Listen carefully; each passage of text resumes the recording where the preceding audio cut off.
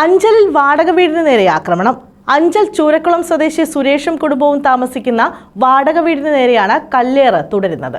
സംഭവത്തിൽ നാട്ടുകാരും വീട്ടുകാരും പോലീസും പരിശോധന നടത്തിയെങ്കിലും ആരെയും കണ്ടെത്താനായിട്ടില്ല.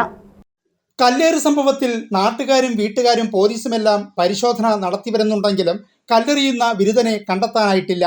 പോലീസ് പരിശോധന കഴിഞ്ഞ് മടങ്ങിപ്പോയ ശേഷവും നാട്ടുകാരുടെ സാന്നിധ്യത്തിൽ വീടിന് നേരെ വീണ്ടും കല്ലേറുണ്ടായി. ശരണ്യയും കുടുംബവും വീട് മാറാനുള്ള ശ്രമത്തിലാണ്. ഈ കല്ല് വന്ന് രാവിലെ ഒരു സ്കൂളിൽ മോനെ കൊണ്ടാക്കാൻ പോയിട്ട് തിരിച്ചു വന്നപ്പോഴത്തേന് അവിടെ കല്ല് എറിഞ്ഞ് ക്ലാസ് പൊട്ടിക്കിടക്കുക. അങ്ങനെ ഒരു വീഡിയോ എടുത്തു വെച്ചിട്ടുണ്ട്. അങ്ങനെയൊക്കെയുള്ള കാര്യങ്ങളാണ് നടക്കുന്നത്. എന്നിട്ട് കല്ലും എല്ലാം പറഞ്ഞ ഒരു കവറിനകത്തിട്ടുണ്ട്. സംഭവത്തിൽ അയൽവാസിയായ ഒരാൾക്കെതിരെ ശരണ്യ അഞ്ചൽ പോലീസിൽ പരാതി നൽകിയെങ്കിലും ഇയാൾക്കെതിരെ തെളിവുകളില്ലാത്തത് പോലീസിനെ കുഴപ്പിച്ചു. അപ്പുറത്തെ വീട്ടിൽ വന്നതാ. ഞാൻ ഇച്ചിരി നേരം വന്നിരുന്ന് അവിടെ ഇരുന്ന് ജീവിയൊക്കെ കാണും. അപ്പോഴേ ഈ കല്ലേറ് എന്ന് പറഞ്ഞുകൊണ്ട് ഞാൻ അന്നേരം ഇവിടെ വന്നപ്പോൾ ആദ്യം 3 എറിയിട്ട് ഞങ്ങൾ 5 എറിയിട്ട് ഞങ്ങൾ അവിടെ വരെ ചെന്നപ്പോൾ പട്ടാന്ന് ഒരു 3 അത് കേട്ടോണ്ട് ഞങ്ങൾ ഇവിടെ വന്നപ്പോഴത്തേന് പിന്നെ എറിയുന്നില്ല.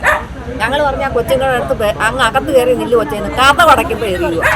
സംഭവത്തിൽ പോലീസ് സമഗ്രമായ അന്വേഷണമാണ് ആരംഭിച്ചിരിക്കുന്നത്. News bureau, Anchal.